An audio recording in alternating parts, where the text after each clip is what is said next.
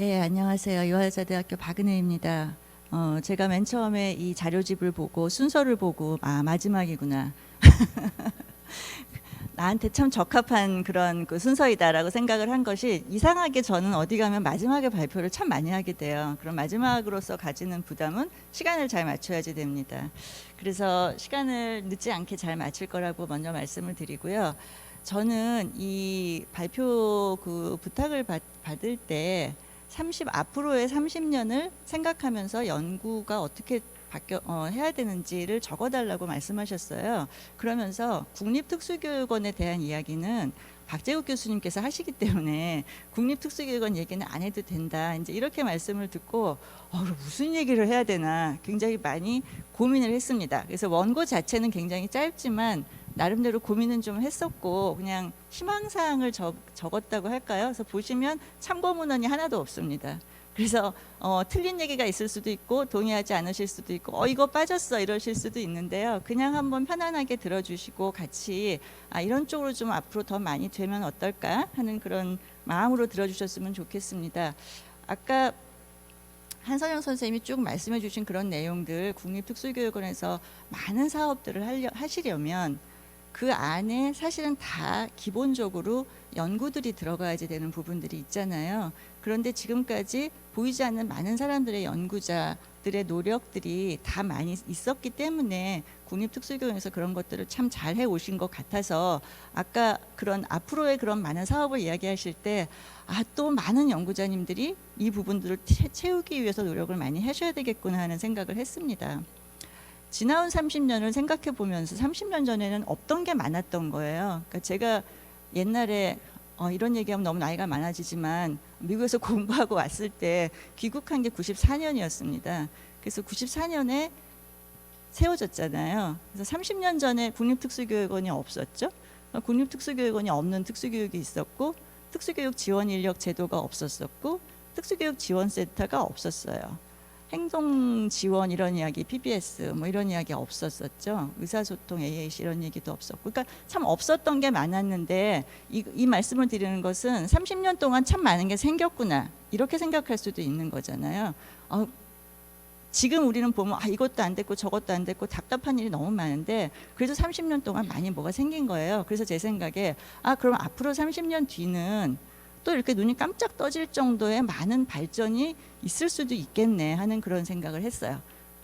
국립특수교육원이 있고 없고의 차이만큼 큰 차이를 가지고 올 수 있는 기관이 하나 더 생긴다면 얼마나 좋을까, 아니면 그만큼 확장이 되면 얼마나 좋을까, 예를 들면 그런 내용입니다. 그래서 앞으로 30년은 우리가 굉장히 많이 확대가 됐지만 또 여기저기 빈틈들이 분명히 많이 있기 때문에 그런 부분들을 채운다든지, 또 질적 성과들을 이제는 좀 분석을 해보고 어떻게 하면 이것들을 좀 더 개선할 수 있을까, 이런 것들을 생각해 봐야 될 것 같고요. 사실 사회 변화가 굉장히 많이 빠르죠. 미래 사회가 뭐 기술도 빨리 변하고 사실은 문화적인 것도 많이 변하고 있고 뭐 기후 문제도 있고 교육 체계도 그렇고, 근데 그 많은 변화 안에 사실은 장애 학생들의 교육이 다 같이 이렇게 맞물려 있기 때문에 그런 빠른 사회 변화에 대응하는 것도 필요할 것 같습니다. 그래서 그렇게 빨리 변화하는 미래 사회 안에서 우리가 원하는 것은 장애 학생이나 장애인들이 같이 통합돼서 사는 사회를 원하기 때문에 사회의 변화에 우리가 민감할 수밖에 없는 거죠. 그리고 또 생각해 봤을 때 옛날에 비해서 지금은 연구자뿐만 아니라 선생님들, 그다음에 행정가, 그다음에 부모님들, 그다음에 또 당사자들, 이렇게 많은 사람들이 같이 협력할 수 있는 여건이 성숙해진 게 큰 차이인 것 같습니다. 그러니까 동료, 연구 같이 할 수 있는 팀들이 많아졌다는 거죠. 그래서 이런 부분들을 우리가 잘 활용할 수 있지 않을까. 나중에 뒤에도 제가 잠깐 썼지만 선생님들 중에 공부하시는 분들이 굉장히 많아지셨어요. 저는 이게 굉장히 중요한 변화라고 생각을 하거든요. 연구자 따로 교사 따로가 아니라 연구하는 선생님들이 많아지시면서 학계하고 같이 연결돼서 연구가 계속 진행될 때 동떨어진 게 아니라 진짜 현장에 필요한 연구가 나올 수 있을 거라는 믿음이 있기 때문에 그럴 수 있는 여건이 많이 성숙되지 않았나, 과거에 비해서 그런 생각을 했습니다. 특수교육 외의 분야하고도 협력을 앞으로는 조금 더 많이 해야 되지 않을까 하는 생각도 했었고요. 그래서 특수교육 연구의 역할은 뭘까? 결국은 현장하고 연구하고도 서로 왔다 갔다 하죠. 특수교육 현장에서 아이디어나 또 필요한 부분들을 캐치해서 연구를 하고 그것이 또 현장으로 가고 또 연구를 통해서 정책에 반영되고 또 정책을 보면서 또 그거를 분석하는 연구를 하고 서로 왔다 갔다 하는 여러 가지 이런 그 과정 안에서 특수교육 연구는 결국 현장의 다양한 문제를 파악하고 해결 방안을 제시하려고 노력하는 것이 가장 기본적인 특수교육 연구의 정체성이 아닐까라는 생각을 해봤고요. 근데 그렇게 해서 단기적으로 할 수 없는 부분들이 있기 때문에 기초 연구라든지 좀 보다 긴 호흡의 연구가 필요할 수도 있는 부분들이 있습니다. 왜냐하면 자칫하면 당장 요거부터 해야 되려고 하다 보면 눈앞의 문제만 하고 좀 더 근본을 깔아야 되는 거는 아무도 못할 수가 있어요. 시간이 너무 없어서. 그래서 그런 부분들을 조금 더 균형 있게 보고 기초 연구나 긴 호흡의 연구를 우리가 생각해 봐야지 되겠고요. 뭐 다른 것들은 상식적인 얘기라 넘어가겠습니다. 그래서 여기서는 이제 사실 주제별로 보는 건 별로 의미가 없다고 생각은 하면서도 그렇게밖에 원고를 작성할 수가 없어서 생애 주기별 교육 지원 활성화라든지 또 사회 변화에 대한 대처, 그 다음에 이제 저는 그냥 제가 평소에 많이 생각하던 거 현장 그러니까 특수교육 선생님들에 대한 부분들이 좀 더 연구에서 많이 다뤄줘야 되겠다고 저는 생각을 요즘 최근에 많이 하게 됐어요. 그래서 그런 부분들, 그다음에 연구 대상이나 주제의 균형이라든지 현장성 확보 이런 부분들을 간단하게 살펴보겠습니다. 생애 주기별에 대한 것은 사실은 그냥 일반 사회도 계속 뭐 고령화 사회, 뭐 그 아이들은 줄어들고 노인 인구가 많아지고 이런 것들이 이슈로 많이 되어 있는데 우리 장애 학생들도 이제는 졸업하고 성인기에 여러 가지 이슈들을 많이 만나고 있잖아요. 그래서 고등학교 졸업 이후에 다양한 삶의 영역들에 대한 준비, 궁극적인 그래서 교육해서 그 다음에 어떻게 됐지 하는 부분들에 대한 것들이 이미도 많이 논의가 됐지만 그래도 아직도 개별 선생님들한테 짐이 많이 지워져 있는 경우가 많아서 조금 더 어떤 선생님들의 역량에 너무 의존하는 것보다는 좀 시스템으로 돌아갈 수 있는 그런 전환교육적인 그런 부분들의 연구가 더 많이 됐으면 좋겠고요. 제가 이렇게 만나보면 그러니까 그 특수학교나 이런 데 아니고 고등학교 특수학급에 있으면은 굉장히 많이 이런 지원들이 좀 부족해서 힘들어지시는 경우라든지 특정 장애 영역에 따라서 이게 굉장히 또 달라진다든지 이런 게 있어서 그런 게 좀 없었으면 좋겠다. 그리고 중년이나 노년기 장애인에 대한 부분들도 우리가 이제 생각할 때가 되지 않았나 그런 생각들을 해봤습니다. 이런 걸 할 때 특수교육 분야 안에서만 연구하는 것보다 예를 들면 사실은 우리 학생들이 졸업하고 성인기가 될 때 다 무조건 직장을 가는 거 아니고 고등교육이나 중등 이후 교육으로 많이 가기 때문에 교육학 안에서 그런 거 하는 사람들하고 같이 연구를 한다든지 평생교육도 교육학의 한 분야이기도 하죠. 주거 이런 거는 건축이라든지 사회복지라든지 뭐 굉장히 여러 분야, 여가는 문화, 예술, 체육하고 다 관련될 수 있습니다. 그래서 우리가 조금 그러니까 연구자 입장에서는 외연을 넓혀서 연구하는 것들도 필요할 수 있겠다 하는 생각을 해봤고요. 그 다음에 조기 개입이나 장애 영유아를 위한 교육은 이거는 다 아시는 얘기인데 왜 넣었을까라고 생각을 하시겠지만 뭐 맨 밑에 슬기로운 유보통합은 더 이상 말씀드릴 필요가 없을 것 같고 장애 영아를 위해서 조금 더 체계적이고 효과적인 좀 전문가들이 같이 하는 제대로 된 조기 개입 체계가 이제는 좀 만들어질 때가 되지 않았나 그런 생각입니다. 저출산 시대에 장애 영아들도 정말 그 한 명 한 명한테 맞는 치료적인 지원을 같이 받으면서 그러니까 특수교사 혼자 할 수는 없잖아요. 그러니까 외국처럼 좀 이렇게 팀 접근이 가능할 수 있도록 좀 장애 영아의 필요 중심으로 조기 개입부터 들어갈 수 있는 그런 시스템이 좀 만들어졌으면 좋겠어요. 사실 이거는 이미 증거 기반에 실제로 다 되어 있는데 제 개인적인 생각으로는 우리나라의 여러 가지 정책적인 부분들 때문에 굉장히 어려운데요. 이게 제가 초반에는 이런 정책적인 것 때문에 어려워요. 그러면은 그래도 장학사님 이렇게 하면 안 될까요? 저렇게 하면 안 될까요? 많이 물어봤어요. 근데 어느 순간 저도 수능이 된 거예요. 그건 그래서 안 되나 봐. 우리나라에서는 안 되는구나. 이렇게 저도 수능을 많이 했는데 가만 생각하니까 그러면 바뀌는 게 또 없는 거예요. 그러니까 그러면 안 되지. 다시 정신 차리고 그래도 다시 바꾸려면 어떻게 해야지 되죠? 근데 그렇게 자꾸 물어보는 그런 걸 하는데 그 중에 하나가 제 그 완전 전공이 조기 개입은 아니라서 말을 강하게는 못 드리지만 많이 옆에서 보면 안타까운 일이 너무 많이 있습니다. 그래서 우리가 그건 이래서 안 돼, 저래서 안 돼 하는 사이에 장애 영화들의 그 시간은 계속 흘러가고 있잖아요. 그래서 그런 안타까움이 좀 있었고요. 그 다음에 이제 학령기는 다시 말씀드릴 필요는 없겠지만 어쨌든 다시 통합교육을 원론으로 돌아가서 처음 시작하는 마음으로 다시 시작하는 마음으로 정말 진지하게 다시 들여다봐야 되지 않을까, 그런 생각을 최근에 많이 하고 있습니다. 연구도 조금 더 체계적으로 하고, 그 다음에 연구 기반에서 정책도 사실은 저희 다 느끼든지 조금 더 세심하게 들어갈 수 있는 그런 부분들에, 근데 정책이라는 게 항상 그냥 갑자기 허공에서 떨어지는 게 아니기 때문에 그걸 좀 뒷받침할 수 있는 연구들을 연구자들도 최대한 많이 해드려야지 되지 않나 하는 생각을 했고요. 장애인 사회 통합에 대한 어떤 특수교육 철학적인 면도 연구자들 안에서는 계속 같이 공유하는 것들이 필요하겠다는 생각을 했습니다. 제가 왜 이런 단어들을 썼는지는 아마 다 이해를 하실 것 같아서 넘어가고요. 그 다음에 이제 욕심일지는 모르지만 통합교육 연구자 수준에서도 일반 교육하고 같이 하는 것들은 시작해 보면 어떨까. 그렇게 되면 일반 교육에서 같이 연구를 하면 그 연구한 내용들을 일반 교육을 하는 사람들이 볼 거잖아요. 이제 그런 식으로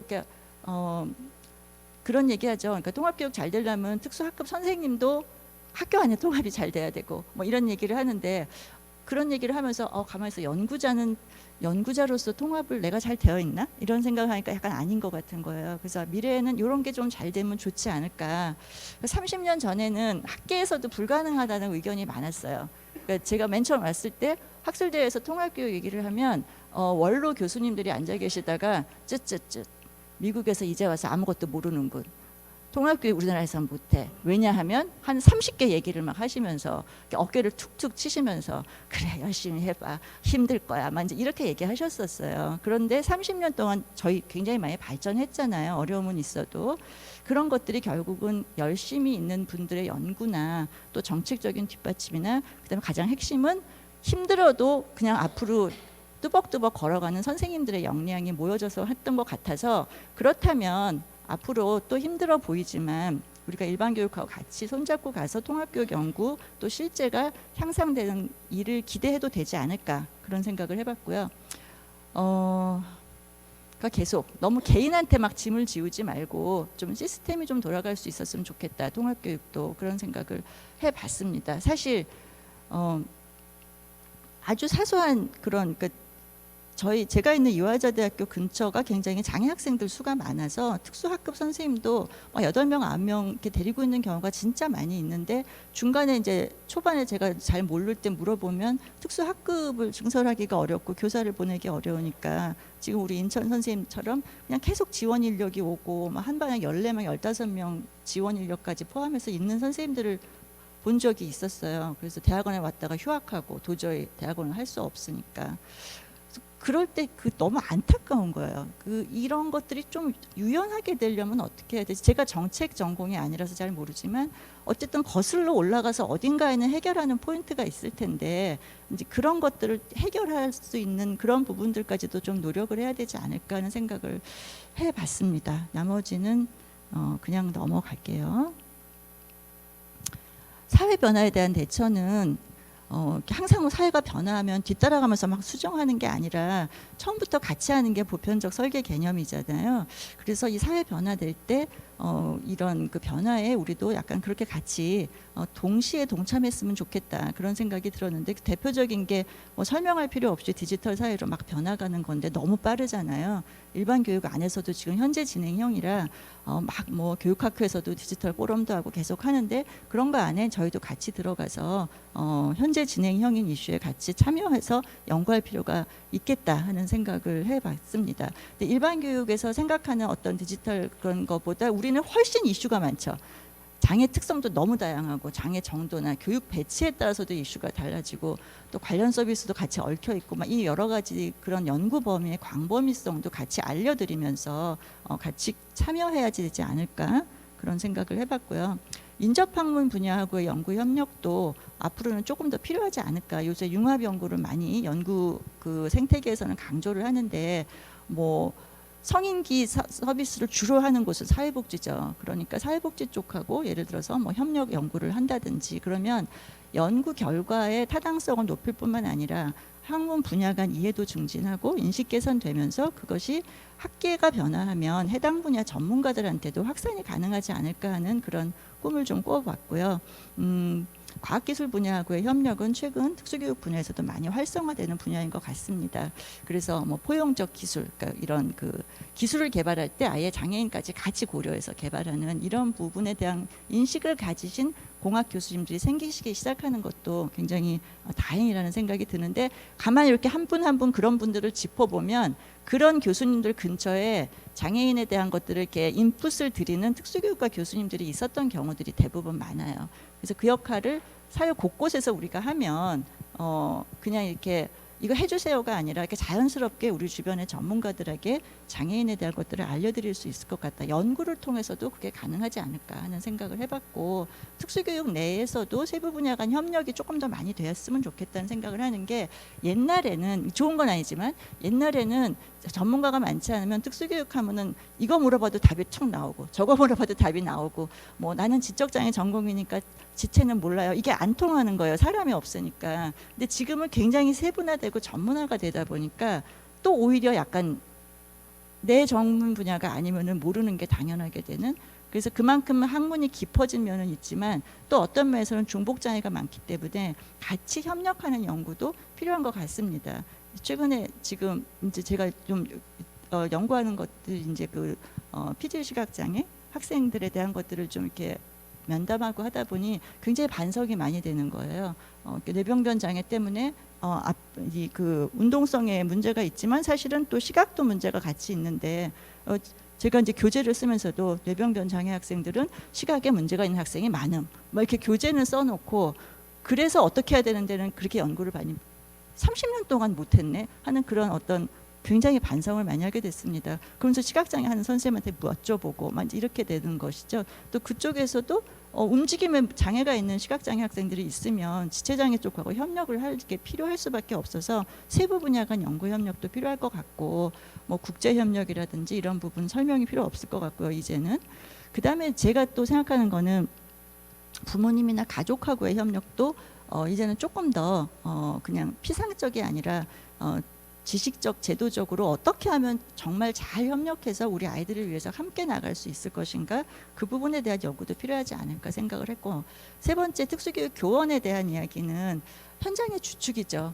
그래서 우리 선생님들의 전문성을 강화하고 또 지원하는 방안에 대한 거를 사실은 연구가 그렇게 많지는 않아요. 왜냐하면 선생님들은 항상 주시는 분이지 뭐를 받는 분의 입장으로 이렇게 연구의 대상이 되는 경우가 별로 없는데, 조금 더 어떤 방법으로 무엇을 어떻게 가르쳐 드리고, 그 다음에 어디서 어떤 그 교사로서의 주기 중에서 뭐 초임 교사 때 아니면 뭐 이렇게 좀 적절하게 도움을 드릴 수 있는 어떤 그런 방법들에 대한 것들을 좀 연구 중심으로 갈 필요가 있겠고, 사실은 전문성 강화라 그러면 연수만으로 모든 게 해결되는 게 아니기 때문에 뭐 양성과정, 자격증, 임용시험 뭐 여러 가지들을, 사실은 되게 민감한 이슈라서 아무도 안 하지만 다들 약간씩 문제가 있다는 걸 생각을 하고 있기 때문에 언젠가는 좀 심도 있게 같이 고민을 해야 되는 이슈가 아닐까. 왜냐하면은 우리 선생님들이 정말 좋은 전문성을 갖고 아이들을 만날 수 있게 도와드리기 위해서, 그 다음에는 꼭 개인의 전문성뿐만 아니라 특수교사를 위한 지원 시스템, 학교 환경 이런 부분에 대한 연구들을 조금 더 많이 해야, 그래야 몰라서 못하는 게 아니라 이런 걸 해야 되는데 여건 때문에 안 되는 그런 그 딜레마에 빠지는 선생님들이 없으실 수 있도록 노력을 하는 그런 연구도 좀 필요하지 않을까. 그런 의미에서 학계와 교육 현장의 연결이 될 수 있으면 더 많이 됐으면 좋겠다, 그런 생각을 해봤습니다. 원고에 잠깐 제가 어딘가에 썼는데 한 20년쯤 전에 엄청 열심히신 현장 선생님을 굉장히 감명을 받아서 연구 때마다 초청을 했어요. 선생님 오셔서 얘기해 주세요, 얘기해 주세요 말씀드렸는데, 한 3번째쯤 초청했을 때 그 선생님이 교수님 연구 열심히 하시는 거 좋은데요, 교수님이 연구를 할 때마다 선생님들의 어깨에 짐이 하나씩 더 얹어지는 것 같은 그런 연구는 안 하셨으면 좋겠어요. 굉장히 미안하고 할 말이 하나도 없고, 그 다음에는 차마 그 선생님을 잘 초청을 못하고, 그다음에 항상 제가 내가 이 연구를 하는 게 선생님한테 도움이 되는가, 아니면 선생님한테 마음의 부담만 주는가, 이런 거를 스스로 생각하게 되는 그런 계기가 됐었어요. 그래서 선생님들을 조금 더 그러니까 어떻게 보면 현실적으로 적용 가능한 것들을 최대한 만드는, 이게 너무 좋은데 몰라서 못하는 게 아닌 그런 부분들, 그런 생각들을 좀 해봤고요. 그 다음에 이제 좀 더 넓은 연구 시야를 가지고 특수교육 안에서도 소외되는 연구 분야가 발생하지 않았으면 좋겠다는 생각을 최근에 해봤습니다. 장애 학생 수가 많은 쪽으로 아무래도 연구가 많이 가고, 당장 문제가 펑펑 터지는 쪽으로 연구가 많이 가는데, 사실은 조용히 가만히 있다 그래서 걔네들이 연구에 그 필요성이 없는, 지원의 필요성이 없는 게 아니잖아요. 그래서 그런 넓게 보는 연구 시야라든지, 그 다음에 연구의 현장성 얘기는 여지껏 제가 말씀드렸으니까 지나가도 될 것 같고, 그러니까 우리나라 교육 행정 체계에 기반한 현실성도 있어야 되겠지만, 또 정책 입안자들을 설득할 수 있을 만한 이론적이고 실증적 근거를 만들어가는 것들을 누군가가 해야 그걸 가지고 정책도 또 반영될 수 있지 않을까. 근데 항상 이게 그런 것 없이 됐다가 이제 막 시행착오 거치고 힘들어지고, 이제 좀 그래서 조금 더 연구자들이 부지런해져야 되겠다는 생각을 최근에 했습니다. 연구 방법론이 특수교육도 더 많이 다양해져야 되겠다는 생각도 있고요. 질적 연구 약간 유행 비슷하게 너무나 많이 하지만 그게 모든 거를 해결할 수 있는 연구 방법론이 아니기 때문에 정말 연구 주제에 맞는 다양한 그런 방법론, 또 엄격한 연구가 돼야 되겠죠. 그런데 그것과 더불어서 그 주제의 중요성도 중요해서, 가끔 보면 방법론은 완벽한데 이 연구 왜 했지? 이렇게 생각되는 연구가 편수만 많아지는 거는 우리한테 별로 도움이 안 됩니다. 그래서 지나친 반복 연구라든 이런 건 별로 도움이 안 되는 것 같고요. 또 반면에 이론적 근거가 없어. 근데 이론적 근거가 없어도 꼭 해야 되는 연구도 있잖아요. 그래서 그런 것들을 우리가 잘 분별해서 꼭 해야 되는 연구, 제 기억에 제가 옛날에 건강장애 연구를 할 때 건강장애 선행 연구가 없죠. 왜냐하면 특수교육법이 없으니까. 그래서 그때 다 샅샅이 뒤져서 나온 연구들은 전부 간호학에 있었습니다. 우리나라 같은 경우도 그렇고. 그래서 어쨌든 그래도 끌어올 수 있는 연구들을 가서 그렇게 하다 보니 인접학문도 봐야 되는 그런 결과들이 좀 있는 것이죠. 그래서 어쨌든지 특수교육 연구는 현장에 도움이 돼야 그 존재 의미가 있다. 왜냐하면 특수교육은 응용학문이기 때문이다. 그런 생각을 하게 됐고요. 그 다음에 발전은 변화를 전제로 한다고 생각을 합니다. 이게 제 자기 반성이에요. 제가 이제 막 교육청 찾아갔다가 안 된다 그러면 네 그러고 그냥 수그러들면 안 되고, 당장은 안 되지만 그래도 이 방향이 오르면 변화는 일어나요. 이제 특수교육이 옛날에는 없었다가 이것저것 막 만들었는데, 지금은 이미 만들어진 거를 바꾸는 게 되게 어렵잖아요. 근데 필요하면 바꿀 수도 있어야지 된다고 생각을 합니다. 그래서 한 명의 연구자가 모든 걸 해결할 수는 없지만 연구 노력이 다 이렇게 쌓이면 그런 것이 결국은 우리가 사랑하는 장애 학생들의 교육 실제 향상으로 이루어지지 않을까, 그런 생각을 해봤습니다. 요즘 보면 선생님들도 많이 지치고 부모님들도 막 노력하시다 지치고, 사실은 연구자도 노력하다가 지치거든요. 그래서 그렇게 지치지 않게 서로한테 좀 힘을 주어서 연구가 계속 모일 수 있도록 그렇게 하는데 우리 국립특수교육원이 많이 힘을 내주실 것이라고 생각합니다. 감사합니다.